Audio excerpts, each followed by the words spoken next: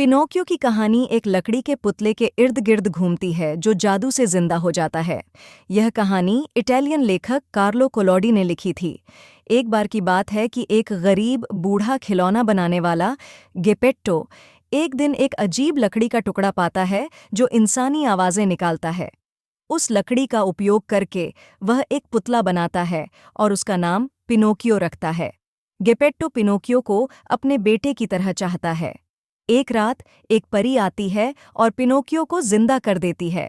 परी पिनोकियो से कहती है कि अगर वह अच्छे काम करेगा और ईमानदार रहेगा तो वह असली इंसान बन सकता है। पिनोकियो के लिए अच्छी जिंदगी का रास्ता मुश्किल होता है। वह अक्सर झूठ बोलता है और हर बार जब वह झूठ बोलता है उसकी नाक बढ़ जाती है।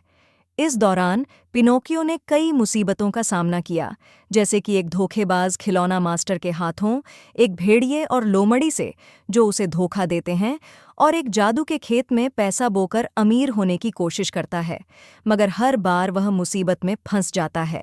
एक दिन पिनोकियो को पता चलता है कि गेपेट्टो उसे ढूंढने के लिए समुंदर में गया और एक बड़ी मछली ने उसे निगल लिया। पिनोकियो अपने वालिद को बचाने के लिए समुंदर में कूद जाता है और आखिरकार मछली के पेट से गेपेट्टो को बचाने में कामयाब होता है।